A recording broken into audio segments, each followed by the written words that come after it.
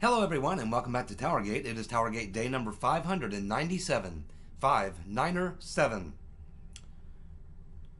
November 3rd, 2018, Saturday morning. Thank you so much for tuning in this Saturday morning for a little TowerGate action.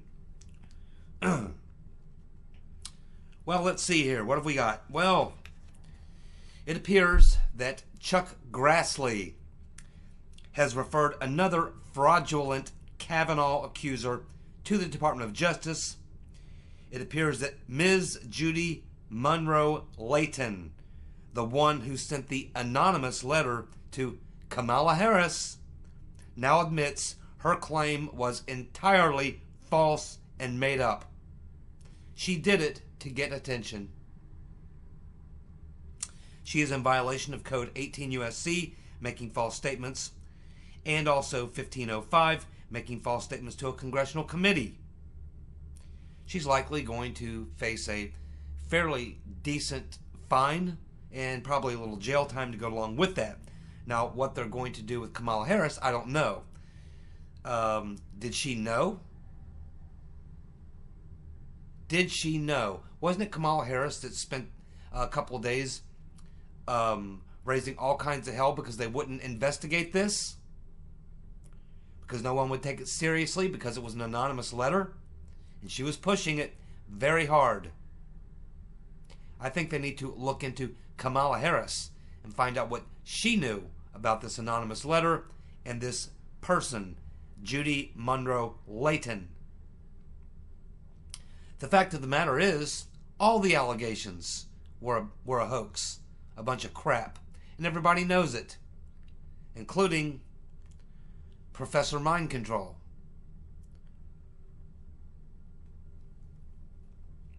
Unfortunately, as I told you, once the scam is over, as I told you, once Kavanaugh's confirmed, these people will slip back into the scenery. All those accusers will slip back into the scenery, and you'll never hear from them again unless you see their names in the paper for being referred for criminal charges or something like that, which we know is the case with this individual now, thanks to Chuck Grassley, and also with the other nutcase, Julie Swetnick, along with her creepy porn lawyer, Michael Avenatti, who's got some more problems, by the way. I guess what bothers me about this is, yeah, they're targeting these liars, and they should. But what bothers me even more is that they're letting Diane Turn In Your Guns, Mr. and Mrs. America Feinstein off the hook. It appears that they're not going to question Kamala Harris. And that's the problem I have with it. Yes, these crazy people and liars can make these claims. But if you are in the U.S. Senate and you allow these people or take advantage of these liars and try to use them in these proceedings to that you're going through trying to nominate a Supreme Court justice, it seems to me that they're complicit in this. Turn in your guns, Mr. and Mrs. America Feinstein, along with Kamala Harris and other Democrats in the Senate who are pushing this stuff, knowing good and well it was false. They too should be investigated, in my opinion. But it seems like in the swamp, it rarely happens. And if they do find something, it gets pushed to the side. It gets, tucked away somewhere. And I think, like a lot of people believe, it's because so many of these people have so much dirt on everyone else around them that people are afraid to throw mud at them because they're afraid it will be thrown right back at them. So that's the problem that you have in the swamp. Everybody is corrupt. Everybody. And that's the get out of jail free card for all of these people. That's what they're all counting on. Whether it's Obama or the Right Reverend Clinton or Comey or McCabe or any of these people. The get out of jail free card that they all hold is that they know about a lot of crimes that were committed by a lot of the people who would have to testify against them. They are protected by a criminal shield, essentially. They're all involved and know a lot about a lot of crimes that go on every day. A lot of bad things that, if exposed, will take a lot of people down. And so they're terrified to actually prosecute anyone, because they know that it could take down a lot of people, and it would just be a cascade of people squealing. Everybody knows the reason that the Rotten Reverend Clinton, everyone's afraid of taking her down, is because they know the Rotten Reverend Clinton's made it perfectly clear. Hey, you come after me, I'm taking all of you with me. All of you. Including Republicans. That's right. That's their get out of jail free card for the swamp. Once you're a part of the club, you're in. It's like the mob. Exactly what it is, but worse. Let's see how that works out. Because I think there's going to be changes coming after the midterms. There better be, or I'm going to get very upset. Right along with a lot of you. I trust Trump. I don't trust anyone else. I mean, Jim Jordan I like, Ratcliffe and some of the others, Mark Meadows. Yeah, I like those guys. I think that they're trying to get to the truth, but ultimately they're just members of Congress. They don't have that much power. It's the president who could really make this thing move, and he is the one that we have to count on to drain the swamp. He promised us he would drain the swamp. He's kept every promise so far. I think it's a matter of timing. He's going to do it in his own time, in his own way. That's where I put my trust, in Trump. In Trump I trust, you might say. Speaking of Trump, the new jobs report out today, 250,000 jobs in the month of October and a 3.1% wage growth. Not very good news if you're a Democrat running for re-election. That's the last thing they wanted to see. They have a lot of problems, and they just acquired another one. Because everyone knows that, the political people know, the professionals know, that there's a lot of issues that are kicked back and forth around the time of an election.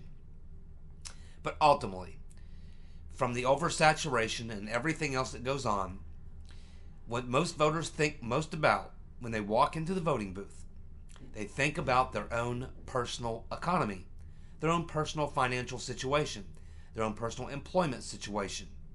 That is what they usually vote on. And there'll be a lot of people who, even though they may not tell it to a pollster, a friend, or even a family member, is going to go into the voting booth and they're going to think about the wonderful economy. And they know why we have a wonderful economy. They know who's responsible for it. It's not Obama. No, it's not. And they know it. They're not that stupid. And so, when you get a jobs report like this, especially when you see wage growth, that's something that's been unheard of. We haven't heard the word wage growth in over 30 years. It doesn't happen. It's happening now. And that's bad news for the Commie-crats. Speaking of bad news, more bad news for the UN, which is now in the early stages of collapse. It's incredible. About, I guess, maybe 2 years ago, actually before I started making TowerGate videos, I used to do videos on like foreign policy stuff. And I did a video where I talked about the UN and what my thoughts were on when the UN would collapse and how it would all come about. And I gave a timeline that the UN would probably be completely defunct in about 15 to 20 years. I'm now wondering if it could happen much quicker. Because again, once these things start happening, they happen very quickly. It's very slowly at first and then very quickly. So the latest news is that now the president of Croatia, who is a female and a nationalist, has now joined the United States, Hungary, and Austria to dismiss the UN migration agreement. So here we have more countries standing up to the EU, and with Merkel being the head of that movement, being forced to step down from her party, not going to run for re-election, obviously. And I'm surprised Italy is not on this list. They may be. It's just maybe not mentioned in the article. But Italy has certainly got to be in this group. I would think Poland certainly is in this group. But I think they're talking about actually signing on to this agreement about how to deal with the migrants. I don't know who else in this agreement, non-agreement, or whatever. But I do know that the U.S., Hungary, Austria, and now Croatia are saying that they're not going to sign on to it. I'm absolutely certain Poland's not going to. And we know what's going on in Italy right now. I mean, they just had a major election with the two major parties now controlling things in Italy are both anti-immigration or opposed to this particular act that they're trying to get through in the UN. So you can see the pushback at the UN is clearly on total defense at this point. Things are going very badly for the UN, and things are accelerating. They may not last another 15 years. It may happen much quicker than I thought. And that's good. Here's a question for you. CNN and MSNBC, the New York Times, and all the leftist wackos keep telling us that Trump's a racist, hates those illegal immigrants, hates brown people. If that's the case, then why is there now not one, not two, but 3 caravans of Latin Americans headed north to the U.S.? Why would they want to come to the U.S. if the president of the U.S. hates them and is a racist? Doesn't make sense, does it? The only thing I can conclude from this is that those Latin Americans coming here love Trump. They must love Trump. It's the only thing I can conclude. Would you travel thousands and thousands of miles and risk your life to go to a country where the leader of the country hates you? That doesn't make much sense, does it?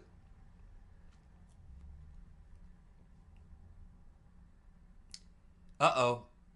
27 states have now exceeded the pre-election voting day totals of 2014's election. That was the last midterm. 27 states now destroying, and we're not just talking by a few votes, we're talking by double, triple, and even Tennessee, I believe, 10 times. 10 times the number of pre-election votes being cast over 2014's midterm. That's extraordinary. And it appears that the numbers are largely, in almost every case, Republicans. Larger numbers of Republicans coming out to vote in pre-election type voting, which is absentee ballots, early voting, things and such. 27 states now fall into that category. So what does that tell us? What it tells us there's going to be, as I've been saying, huge turnout. Everyone knows there's going to be huge turnout. But it appears right now that the biggest turnout is coming from the Republicans, not from the blue wave Democrats, not from the Commie-crats, not from the SJWs and the millennials who they thought were going to be the ones who are going to be all energized to come out and vote in large numbers. And as I said, this is looking a lot like 2016 in a way, where you had a lot of energy and a lot of people coming out to vote in the large urban areas, the Democratic strongholds. Essentially what they're going to do on the Democrats is they're going to run up the vote in blue states, in solid blue districts. That's what the rotten Reverend Clinton did. She went to places that were friendly. She ran up the vote because she liked seeing those crowds, because she couldn't go to purple states or red states and get anybody to show up. So she had to go for optics. She had to go to places like Chicago and Los Angeles and Philadelphia and places like that where they could bust in a lot of people for the optics of it. And what she ended up doing was simply driving up turnout in places that she was going to win by a large margin anyway. In the places where she needed to go to try to turn people to her side, or bring those independents who were kind of leaning either way, she needed to bring them towards her. She never went and campaigned to them. So this is what you see happening in 2018. The Democrats realize that there's, places where they can go where they're very popular and they can run up the vote. But winning the popular vote, it's not going to win you national elections. And when you're trying to take back the House or take back the Senate, you have to look at the key races in the battleground states, and those are usually purple states, or states that will, go for a Republican one year and a Democrat the next. These swing states.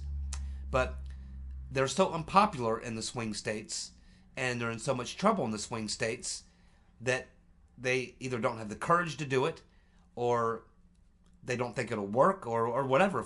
I don't know the reason. It doesn't make sense. It's not good political strategy. And I guess it's their message. Their message doesn't work. They don't really have a message, really, but we'll talk about that in a minute. But that appears to be how it's shaking out to me, is that they're essentially running the type of campaign where they're going exactly what the Rotten Reverend Clinton did, going into places where they're popular and driving up the popular vote. So yeah, they're going to win a blue district that they were going to win anyway. And they'll get a lot of people out to vote. Okay, that's fine.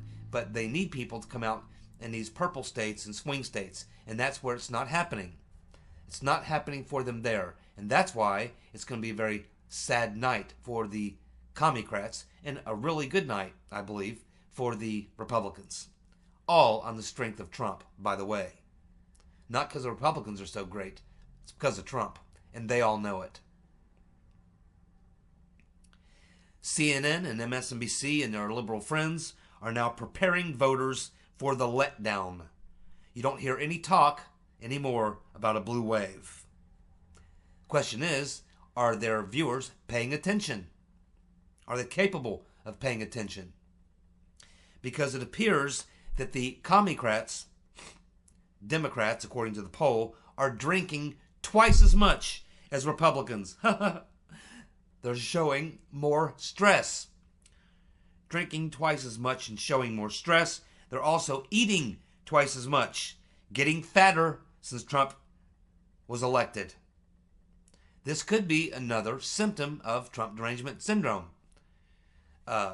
Massively doubling your intake of food and alcohol to take your mind off of all the good times we're having, which are actually miserable times for them. Because remember, a liberal isn't happy unless they're miserable. And Trump and Republicans are happy people. And that's what they hate about Trump and Republicans. Of the many things, one thing they hate the most is that Trump and Republicans and conservatives and libertarians and people like that, they don't walk around angry and pissed off all the time. They just go about their lives and they're kind of happy with things, and they look for the good things in life, and they deal with the bad when it comes along, and they dispose of it and move on. Democrats need to be angry. They need to be upset. This is the only thing that makes them happy. Liberals must be miserable to be happy.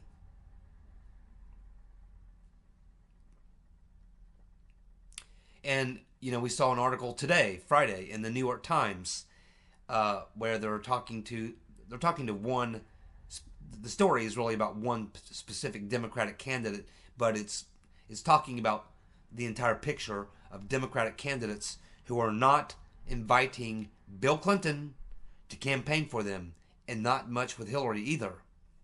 The Clintons are desperately trying to be relevant. They are openly volunteering to Democrats across the country to come and campaign for them, and they're being told, no, stay away.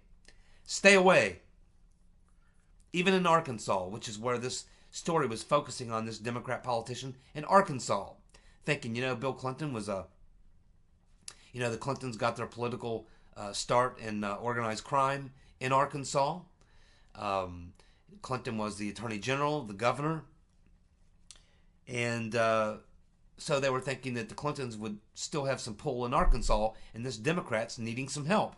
He's in a tough race. And so they were wondering whether Bill Clinton or Hillary Clinton would come into campaign. And apparently the people on his campaign staff are saying no.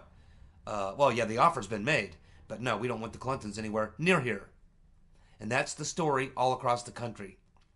Democrats don't want the Clintons anywhere close to them. And that's something we've observed here months ago.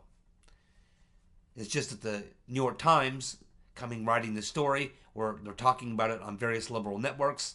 I mean, it's pretty obvious. But the Clintons appear to be oblivious to any of this. They just reject it. They just reject it. They've both been asked about it, and they just simply, don't accept it. Despite the reality of it all. John Cox.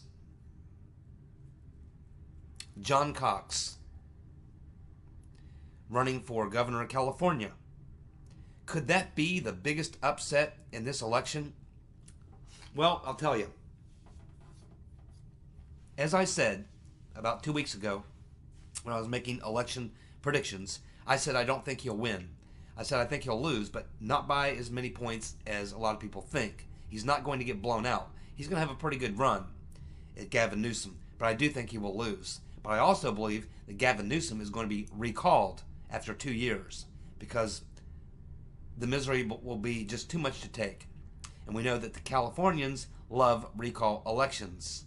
That's how Arnold Schwarzenegger got elected in a recall election. They took out Gray Davis.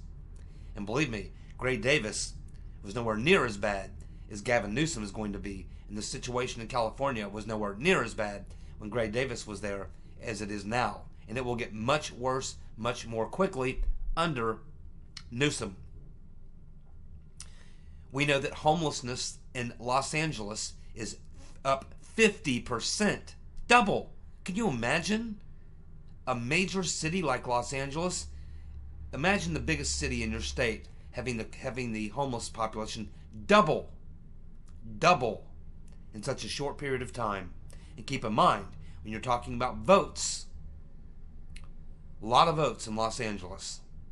A lot of votes in Los Angeles. Could the people in Los Angeles wake up on election day and say, man, we just can't do this anymore. We got to give John Cox a shot. How about the people in San Francisco, which has turned into a complete freak show? People are leaving San Francisco in droves. You can't afford to live there.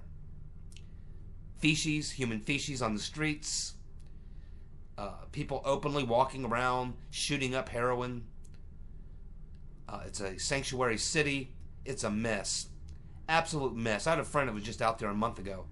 He's been out there for years and years because his job, he goes there a lot. He says he's watched a decline of San Francisco over the last 20 years. He said it's just unbelievable. It's not the same city it was, he said, 20 years ago when he started going there.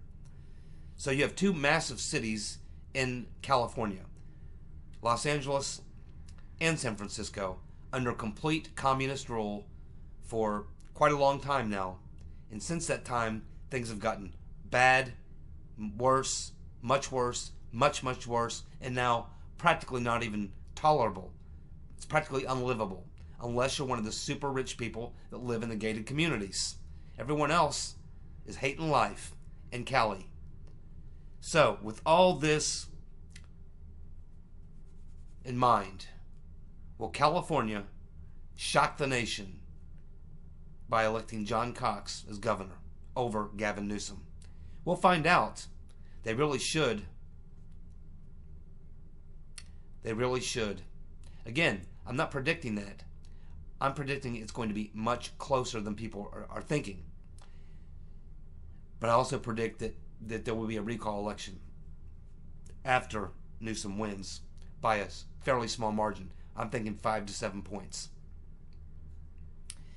Bobby Knight made an appearance at the Trump rally. He's really popular in Indiana. So Bobby Knight shows up at the Indiana rally, and that was a pretty cool moment. There's a video of it you might want to watch. It's really cool. Bobby Knight can definitely fire up a crowd, I'm going to tell you. He could fire up the crowd, and that could be very important. I mean, Bobby Knight carries a lot of influence in Indiana, even with a lot of Democrats. And that may just be the push that is needed to win that seat, which, by the way, the Republican is up 2 points over Donnelly right now in that race as of tonight. Probably the best work and the most damaging video done by Project Veritas yet. They've certainly exposed McCaskill and other criminals, Heitkamp and others, in this race. Most recently, what's his name down in Florida, that nut. But this most recent expose by Project Veritas targets the Beto O'Rourke campaign.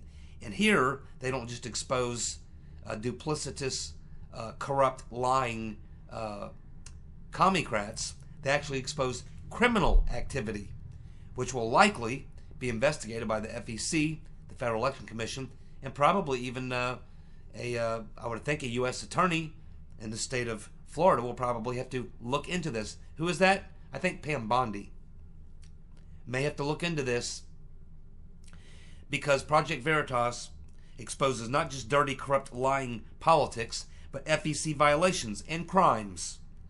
They expose Beto's campaign illegally spending funds on supplies for illegals in the U.S., including some from the caravan that have already arrived. We have campaign staffers acknowledging that they are breaking the law, they know they're breaking the law, and they don't care. They also discuss tactics they are using to conceal their crimes. I'm sure many of you have seen the video. There's two of them out there. One is about 23 minutes long and one is about 5 minutes long. And I expect there'll be more coming from that.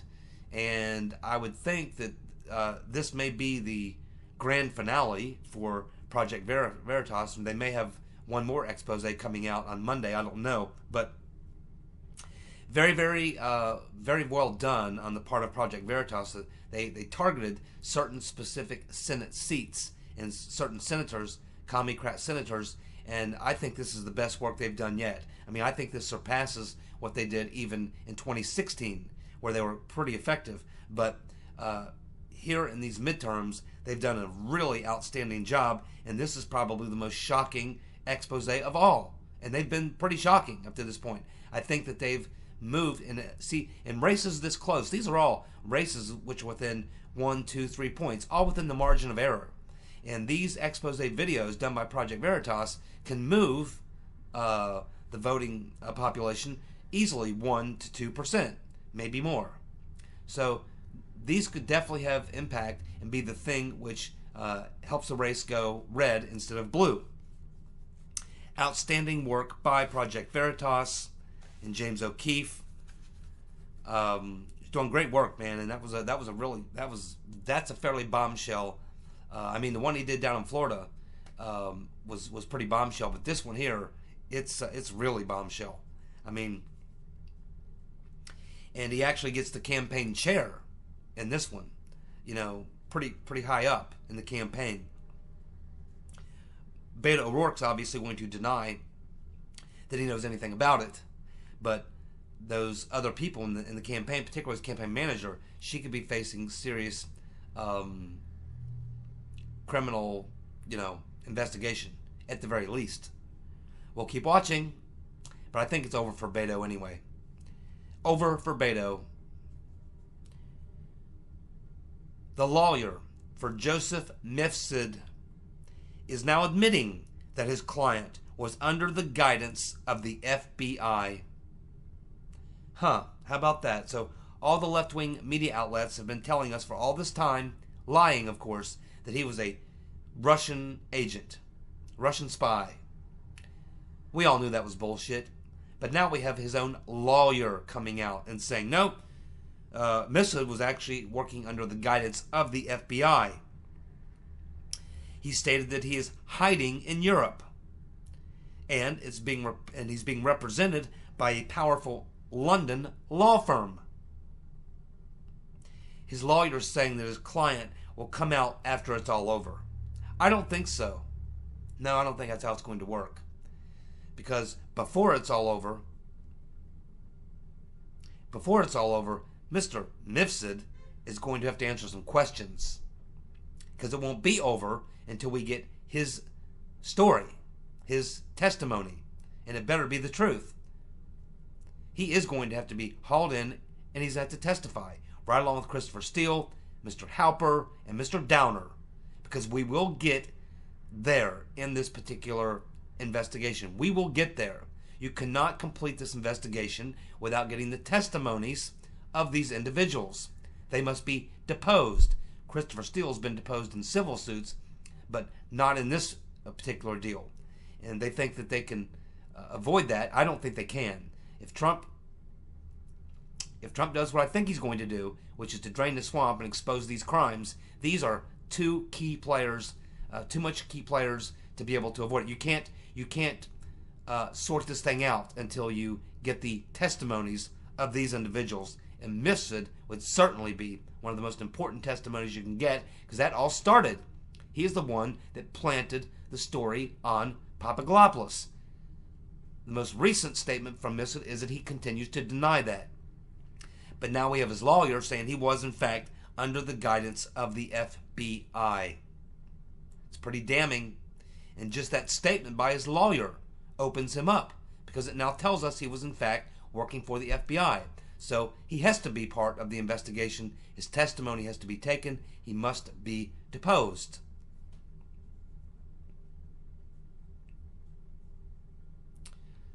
So the Democrats are in trouble, which is 3 or 4 days away. Saturday, Sunday, Monday, Tuesday. Yeah, 3 to 4 days for the election. And really, I don't know if they have any more stunts to pull out of their ass, but we'll find out. But I think Project Veritas has done a very good job of countering their dirty tricks.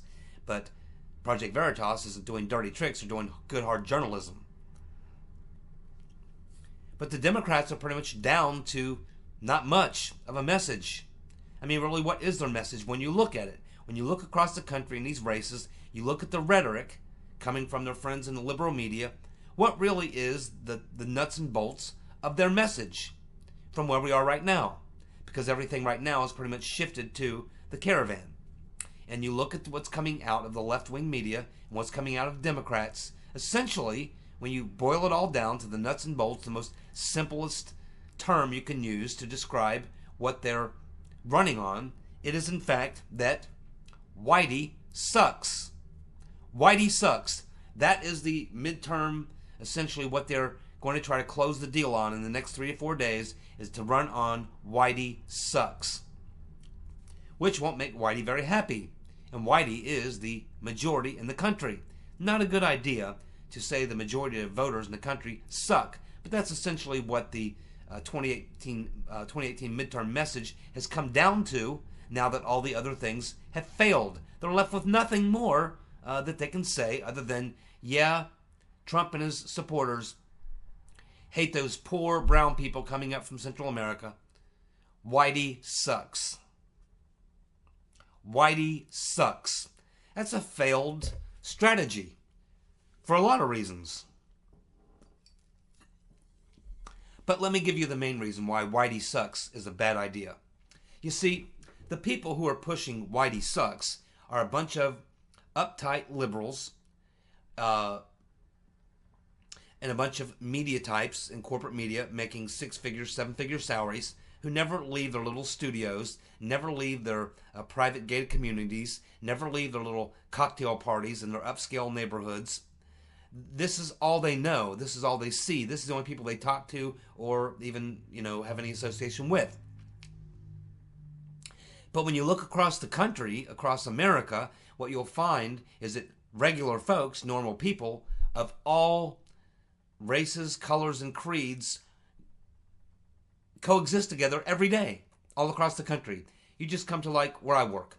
We have black people, we have white people, we have people from North Africa, people from Central America, people from Europe. We have people from all over the world where I work. It's a very diverse workplace where I work, and they all get along fine.